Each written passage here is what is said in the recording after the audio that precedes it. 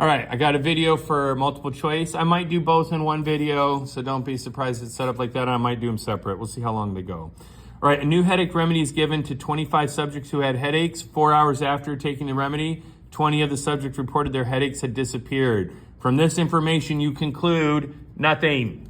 There was no control group or compare group. So they actually use control group here, and that's fine, and sometimes it'll be compare group. So I would have to, because again, maybe the headaches just went away because of time. Maybe the headaches went away because they drank water, even though they didn't talk about it.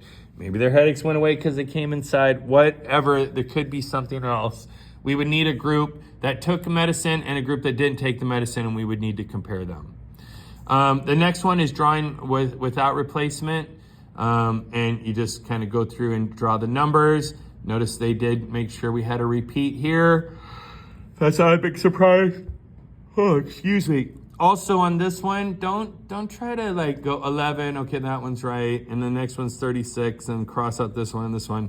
Best way to do a question like this is just to write out the answer over to the side and then go back and then find out which one it is. Just, you can hear me now and believe me later, and 42 would have been the next one. We didn't even have to do the 42, but there you go. All right, a maple sugar manufacturer wants to estimate the average trunk diameter of its sugar maple trees in a large forest. There's too many trees to list them all, and we take a simple random sample, so he divides the forest into several hundred 10 by 10 meter plots and selects 25 of them at random and measures them all within that plot. So we've made a bunch of plots. We randomly select some of the plots, and then we go and look at every one of the trees in that plot. That's a cluster. Remember, cluster and stratified are both grouping. Stratified, you take some from each group. Cluster, you take all from some of the groups. And they really like that question. And that's why it's on every practice, and it should be on your test as well. Right here, this is one of those where the longer it is, read the last sentence. The most important reason for random assignment is equal groups. And then it's a good way to create 2 groups of 30 families that are as similar as possible. Look at that. Also, I would like the chance very much of the answer being A or C because they're longer answers. All right, number 5. To test the effective music on productivity, a group of Centerline workers are given portable MP3 players to play whatever music they choose while working for 1 month. For another month, they'll work without music. The order of the 2 treatments is random. This is matched pair. Why? Because the subjects did both treatments. If I broke them in half and did half the factory do one and half the factory do the other and compare the results, completely randomized. But because the subjects do all or both treatments, all treatments, but in this case it's just both, then match pair design automatically. All right, the next one, the next one's kind of difficult. Because we've talked about before, and we just had a problem. When we randomly assign groups, we get similar groups, not identical groups. But the reason D is the answer, a different team doing the sampling independently would probably obtain a slightly different answer for their sample proportion. Okay, so what they mean is, if you do a random sample, and again, let's say we randomly select 10, this is like cars, right? We randomly select 10 cars within the city of Frisco. How many of them are red? As it happens, it's 10% of all the cars are red. You're probably gonna get 0 or 1 or maybe 2 red out of this 10. It is possible you'll get more, but most of them will be pretty doggone close to the actual number. So each one will be different, but it won't be different by much because random assignment should do equal groups. All right, number 7. Number 7, if you did this one and got E, I wouldn't worry about it. I don't even know why it's one instead of the other. It does say experimental unit, but if you put E, then you're able to answer the question we might ask about that on the test. But I apologize.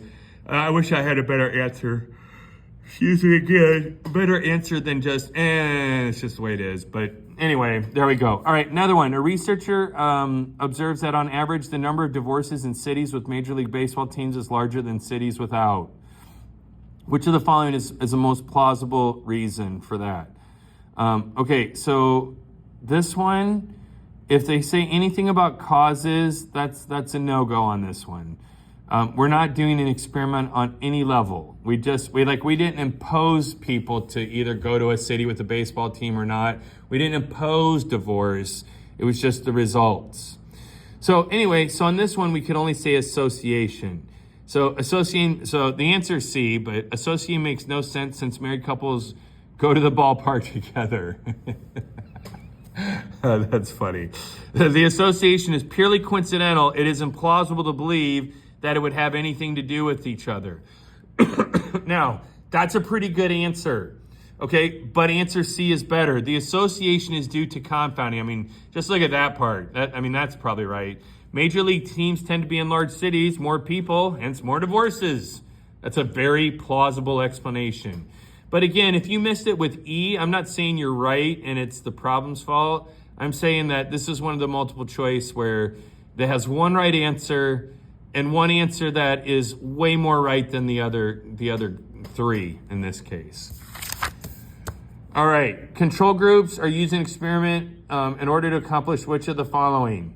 It's to use the limit effects of variables other than the explanatory variable on the outcome. So you control the control groups, so you're gonna have something else to compare it to, and you wanna compare it with, the only difference to be whatever the variable is.